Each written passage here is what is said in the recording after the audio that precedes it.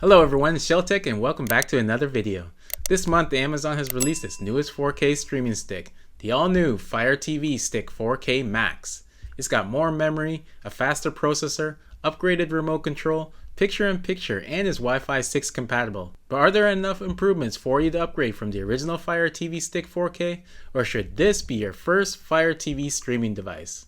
So I'll do a quick unboxing, set it up, check out the features, compare it to the original FireTV Stick 4K, and tell you whether it's worth it to you to pick one of these up for all your home streaming needs.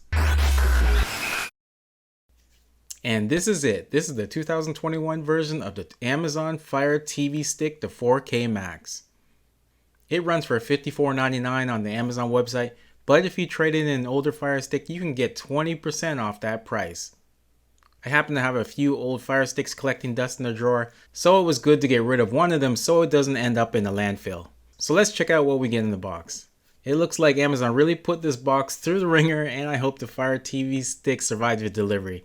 Now opening up the beat up box, we have the remote control, the FireTV 4K Max, an HDMI extender, the micro USB to USB-A cable, a quick start guide, the power adapter, and a couple AAA batteries for the remote. This new FireTV 4K Max is supposed to be an upgraded version to the original FireTV 4K. Some of the specs of this new FireTV are the 8GB of storage, 2GB of memory, quad-core 1.8 GHz processor, GPU of 750 MHz. All these are new hardware upgrades except for the 8GB over previous Fire Sticks. It's got full 4K support on compatible TVs through HDMI and can output Dolby Atmos on select movies. It also comes with Amazon's 3rd generation Alexa remote control and Bluetooth 5.0. Now setting up the Fire Stick is as easy as ever. If you don't have enough space behind your TV, the included HDMI extender can be used. Other than that, just plug the micro USB into the stick and plug the USB-A into the power adapter. You can also plug the USB directly into a free USB port on your TV if you don't have an available electrical plug nearby. The new FireTV 4K Max boots up pretty quickly the first time. All you gotta do is just pick your language, set up your Wi-Fi, type in your password with the remote, or you can connect a Bluetooth keyboard. I actually made a dedicated video on how to connect a keyboard to a FireTV stick, which I'll leave a link to right here and in the description if you want to check that out. If you have a new Wi-Fi 6 router, you can take advantage of even faster speeds. My router is older, so I don't have the ability to test that feature, but I find my Wi-Fi pretty fast already. The FireTV will go through its update process, restart a couple times, and then you're good to sign in to your Amazon account.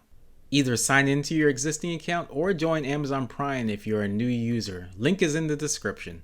You can sign in on your phone, computer, or directly on the Fire Stick. What's pretty cool is if you're coming from another Fire Stick, all your settings and apps will be transferred to the new FireTV 4K Max in just a few seconds, without the hassle of having to reinstall and set up your favorite apps and settings. The FireTV will pair and set up your remote so you can control your TV's volume with the new Alexa remote. After configuring a couple of parental access settings and adding any extra streaming service, you're up and running. Pick or make your profile and the FireTV 4K Max is ready to use, all within a few minutes.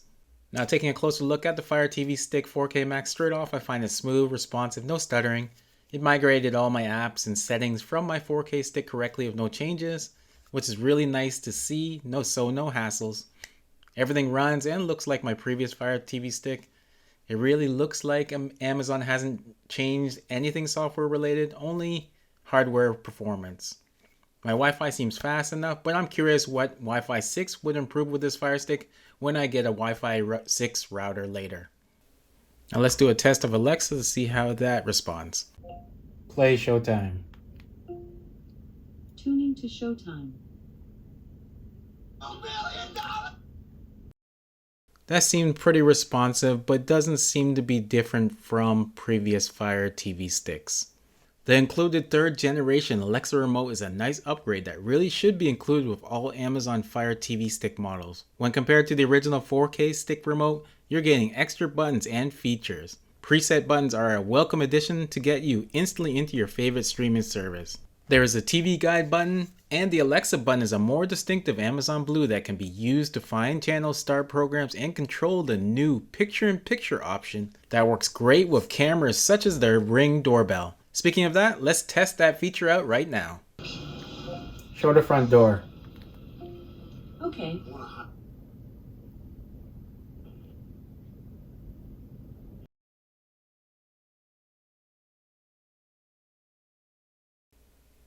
This is a great feature for anybody who uses the Ring products to monitor their home.